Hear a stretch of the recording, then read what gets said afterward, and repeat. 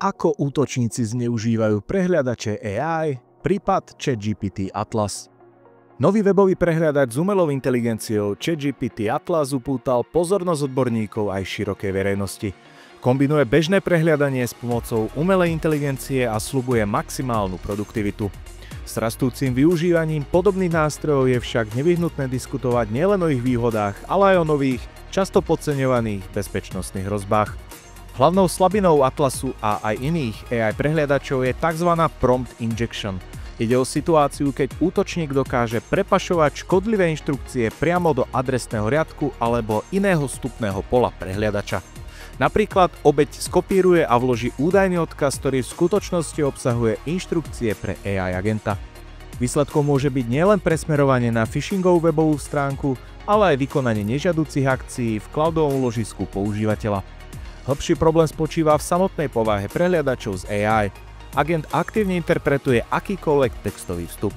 Hoci schopnosti AI výrazne zvyšujú komfort, rozširujú aj možné vektory útoku. Vývojári Atlasu a iných AI prehliadačov už implementujú viacvrstvové obranné mechanizmy, kontrolu vstupov, detekciu skrytých inštrukcií, preškolenie AI na rozpoznávanie škodlivých výziev a sprísnenie pravidiel na vykonávanie akcií. Odborníci však varujú, že vkladanie zostáva problémom, ktorý nie je možné úplne vyriešiť a útočníci budú naďalej hľadať nové spôsoby, ako obísť systém. Útoky na kritickú infraštruktúru v Kanade. Hacktivisti sa zamerali na vodné diela, energetiku a poľnohospodárstvo. V uplynulých týždňoch otriasla Kanadou séria hackerských útokov zameraných na vodné diela, energetiku a poľnohospodárstvo. Kanadská agentúra pre kybernetickú bezpečnosť spolu s políciou odhalila, že hacktivisti dokázali preniknúť do priemyselných riadiacich systémov na viacerých miestach. Podľa zverejnených informácií napríklad manipulovali s tlakom vody v čističke odpadových vôd. V ropnom sektore upravili merania v skladovacích nádržiach, aby vyvolali falošné poplachy. Zaznamenaný bol aj útok na poľnohospodársky sklad.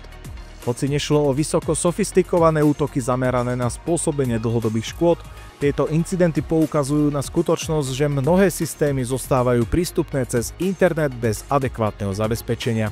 Hacktivisti zneužili zraniteľné zariadenia PLC a SCADA, ktoré často nemali viacfaktorovú autentizáciu a segmentáciu siete. Kanadské orgány teraz zasielajú varovania a odporúčania všetkým prevádzkovateľom kritických systémov. Okrem iného vyzývajú na inventarizáciu všetkých zariadení ICS, zavedenie VPN s viacfaktorovou autentifikáciou, pravidelné pentesty a dôsledné monitorovanie prevádzky. Nechránené zariadenia by mali byť okamžite odpojené od verejnej siete. Ernst & Young auditorom zrejme unikol vlastný audit. Ernst & Young, jedna zo 4 veľkých auditorských firiem, čelila bezpečnostnému incidentu, keď omylom sprístupnila na internete zálohu SQL serveru uloženú v Microsoft Azure.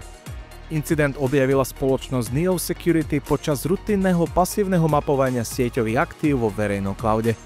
Problém bol spôsobený nesprávne nakonfigurovanými prístupovými právami pre Azure Blob Storage. Súbor nebol nijak šifrovaný ani chránený, čo znamená, že ho mohol stiahnuť ktokoľvek.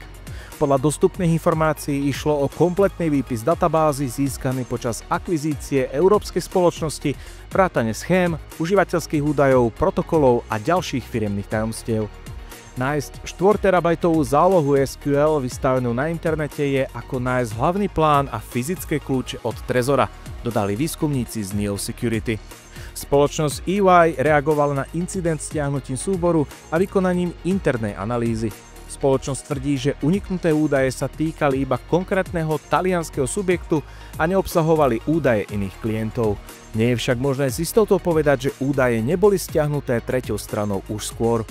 Moderné botnety dokážu za pár minút preskenovať celé cloudové prostredie, takže akákoľvek chyba je zistená takmer okamžite. Proton našiel 300 miliónov kompromitovaných záznamov. Podľa novej služby Data Bridge Observatory, ktorú prevádzkuje Proton v spolupráci s Constella Intelligence, bol tento rok kompromitovaný viac ako 300 miliónov záznamov z takmer 800 dokumentovaných prípadov narušenia bezpečnosti údajov.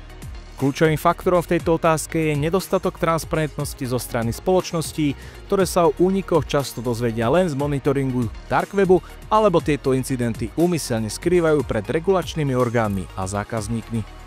Výsledky platformy Proton ukazujú, že najčastejšie postihnutou skupinou sú malé a stredné podniky s menej ako 250 zamestnancami. Tieto spoločnosti predstavovali väčšinu prípadov v tomto roku, najmä v maloobchodnom, technologickom a mediálnom sektore. V porovnaní s predchádzajúcimi rokmi došlo aj k nárastu počtu mikropodnikov s maximálne 10 zamestnancami, ktoré často podceňujú kybernetickú bezpečnosť alebo sa ňou vôbec nezaoberajú. Data Breach Observatory monitoruje dark web v reálnom čase a v prípade ohrozenia upozorňuje nielen verejnosť, ale predovšetkým samotných vlastníkov uniknutých údajov.